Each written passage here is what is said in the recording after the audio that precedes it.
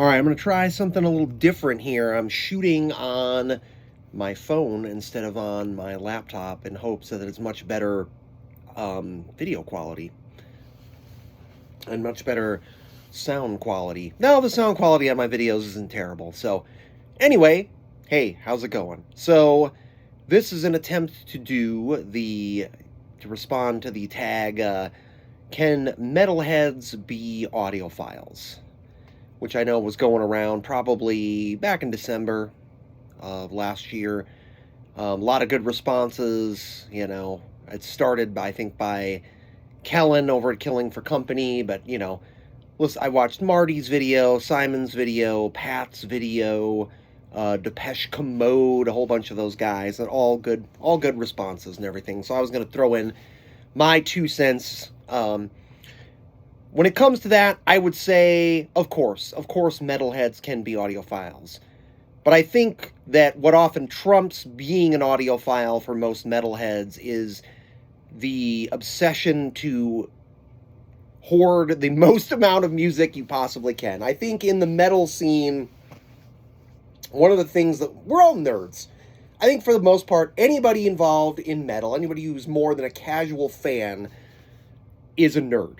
Because you look at the art, you look at the lyrics, you look at the band logos. I mean, to an extent, it's all ridiculous. To an extent, it's all absurd. There's a great deal of absurdity and fantasy, and I love it. I love it. That's what I'm drawn to, and I think for anyone who's a metalhead, it's the same thing. It's varying degrees of nerdiness. Even black metal, which is supposed to be super extreme and scary and evil, doesn't give a fuck. It's guys, there's a whole element of guys dressing up in the woods, wearing makeup, putting on armor, shooting photos, in the fucking snow with their shirt off, holding a battle axe. You cannot tell me that is not the nerdiest thing. It's one step away from the LARPing, live-action role-playing, or Civil War reenactment, or any of that kind of stuff. Like I said, which, that's fine. All that stuff is fine, but it's just fun. It's just funny when, people try to act hard on some of this stuff. So, but like I said, I think what happens is there's a great deal of currency in having just the most knowledge, like knowing the most bands and knowing the most obscure bands. And, so, you really start to fixate on collecting music and just kind of like searching out new bands. Because when you're talking to other fans, it's sort of like, oh, have you heard this band? Oh, have you heard this record? Blah, blah, blah, blah, blah. And there's always that element of where you meet somebody who just has this encyclopedic knowledge of like obscure bands, and they're throwing out bands at you, and you're like, no, I've never heard of them. What do they sound like? And then you're basically making a mental list, or you're maybe even making a physical list, being like, I need to check all of these things out. And then you get super excited when you start diving down that rabbit hole. Oh, this band's new and they're awesome. Oh, this band I like, or like, oh no, this band's shit, I don't like them. But it's the hunt, it's the thrill of the chase, of like looking for that next hit, what you will. It's like being a drug addict, where you're like, oh, it's great while I'm high and enjoying it, but I want, after I come down, I need to find the next hit. I need to get the next fix, So I think a lot of times metalheads, their stereo systems are serviceable at best. And I know throughout a lot of my life, it was the same thing. It was like, what can I afford? What can I reasonably afford to play my music on? And it's where it doesn't sound like total shit, but it's not necessarily like, it's not going to blow away, some serious mo-fi collector, That's kind of how it's been, I think, for a lot of metalheads. A lot of metalheads are, you've gotten old stereo systems from like parents or grandparents, or stuff you bought at the Goodwill, or, pieced together over the years and things like that. A lot of times, a lot of us have like, I love vintage stereo equipment. I have a bunch of it, but a lot of it needs work. Up until about a year ago, it was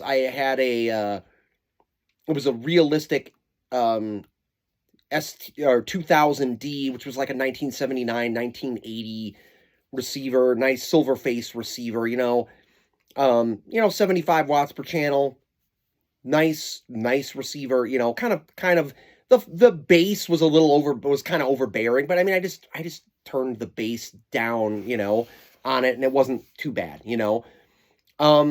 I've got a pair of Polk Monitor 10 speakers. I think they're the the second era, which is more like from the like mid 80s, that I've been using for years. I just replaced them. Like I said, I had mentioned in some earlier videos that, oh yeah, I went out and bought some new stereo equipment, kind of as a result of watching those other people's videos and stuff, and kind of being like, am I getting the most out of my music? Should I upgrade to equipment that isn't 40 years old, and maybe needs to be completely recapped or refurbed or whatever, So I was like, yeah, I'm going to buy some new stuff. And I didn't I replaced like I said, that realistic receiver last year, a whole channel went out on it. Like, I had taken it in years before and gotten it serviced, gotten it cleaned, gotten some caps replaced and some bulbs replaced. But it was expensive to get it done. I think I bought the thing used for $150 in 2013. I took it in. There's only basically one place in the area that can really do vintage stereo repair with any real skill, but it's insanely expensive. I took it in, the guy cleaned it, the guy replaced a few things, tuned it up. It was almost $500 for that. It was like $475 for some caps. We're not talking complete recap, complete like LED conversion, nothing like that. It was like he relamped the incandescents, he cleaned it out, and replaced any bad caps that it had at the time, and it was $475. I mean, it was not a complete refurb by any stretch. I'm sure if it had been a complete refurb, it probably would have been more like $1,000. But anyway, that thing gave up, the channel went out, and I was like, oh, I could take it in, but I'm like, I also know that he was so backed up. I had taken my turntable in at the end of 2020 or 2020. Yeah, I think it was at the end of 2020 I had taken it in, and it took 3 months to get it back. And he was telling me that for like receivers, he was backed up like 6-8 months to get work done. So I was like, hell, if I take it in, I'm going to be without a working receiver for a better part of a year. So I bought a Yamaha, AS701, because I was like, oh, this seems decent. It's simple. It's an integrated amp, and it was fine. I mean, it was fine. Like when I paired it with the Polk Monitor 10s, everything still sounded good. I didn't really notice much of a difference. I'm going to take a drink here. The Teava black tea, my drug of choice. And everything still sounded good, But watching those videos, I was like, oh, I want to upgrade to some better speakers. So I'm going to show off the stereo equipment here rather than just my boring talking head. So let's flip it around here, and we're going to show off some stuff. So anyway, what I ended up getting here, we've got the Wharfdales, the Wharfdale Lintons. So a nice speaker, right? Nice pair. Well, this room's a mess, so I've got records that are everywhere that are still to be sorted here. You can see the Linton. Sorry, it's just weird trying to do this. But yeah, really nice speakers. A pair, couple, almost a couple $1,000 for those speakers, right? So let me set that down there again. All right, there we go. Anyway, yeah. I'll get in the frame. So I hooked those up to the Yamaha, and honestly, frankly, I was like, yeah, they sound good, but they don't sound great, I was like, oh, they don't really sound very loud. I mean, not as loud as the Polks did. I mean, which makes sense because the Polks have a much bigger box, and so a bigger box, you're going to get more resonance. It's just louder, But I also didn't feel like you know, I mean, the separation, the definition, I was like, it doesn't really, it's not blowing me away. I'm like, you know, do I need to return these and should I just stick with the Polks, you know? So I decided, but I was reading more about it and I was like, okay, maybe I need to get, you know, a new, I mean, a lot of people, a lot of the audiophile people were like, you need to get a better amp, you know, like that AS, you know, the transformer or whatever on the AS701 is really just not, it's not an ass kicker. It's not, it'll run your speakers, but you're not going to unlock their true power unless you get something that has a toroidal transformer, something that's really nice, you know. So I started looking around online. I mean, because I'm like, I like the way the Yamahas look because they still look like vintage gear, like that Yamaha AS1200. I was looking at it and I'm like, wow, it's a beautiful looking amp. But it's like $3,000, and I'm like, holy shit, am I gonna spend $3,000 on a fucking stereo amp? I mean, I was like, it's a bit rich for my blood, you know. I mean, even financing that, I'm like, I don't know. So I ended up opting for, and I'll show this, which is, I mean, almost as expensive, but I mean, it's about $1,000 less. So we've got the Rotel 1572 Mark II. So this is a really nice integrated amp. It's 120 watts per channel at 8 ohms, and I think it's 200 watts per channel at 4 ohms. Now the Lintons run at about 6 ohms, so you know, so you're getting there somewhere in between. So this thing, I mean, it's very modern. I mean, it's much more modern. It's got Bluetooth in it and everything. It's got a digital faceplate, all that stuff, you know. But it has a pretty good phono stage. It's got a dedicated CD hookup, and it's got all the fancy high-end hookups on the back if I am so inclined to want to, you know, hook up a laptop or a tablet. I don't really listen to digital streaming music at home. I mean, I will listen to it at work on my phone where I just pair it with a Bluetooth speaker if I'm like, you know, in a place where I can listen to music in the store that I work at. But at home, I want to listen to actual physical format music. I want to listen to CDs. I want to listen to records. I want to listen to tapes. So, and getting this has been, it really brought the Lintons to life. Like, man, like, especially like the bass on them, I mean, is pretty damn good. It's tight. That's the main difference, I think, between it and the Polks is, you know, because the Heritage, the Lintons are like, they're a ported speaker. They have ports in the back. So, and I have them moved away from the wall, and they get nice and tight, thumpy bass, you know. I'm going to talk about some of the other stuff I got here. I mean, we'll move on from that. So we'll move up. So you'll see right there is the Nakamichi 480 tape deck. This isn't, you know, I bought this used a few years ago. It works great. And then, you know, the Knocks they were really nice. This is like an entry level Knock. This was like the lowest level, but these were really nice. This is probably from like 82, 83 era. They were really nice cassette decks. You're not going to find anything as nice as this now. And I actually have another one. The other one is eating tapes, and that's something I need to take it in and get it refurbed or fixed or whatever. But it's a great tape deck.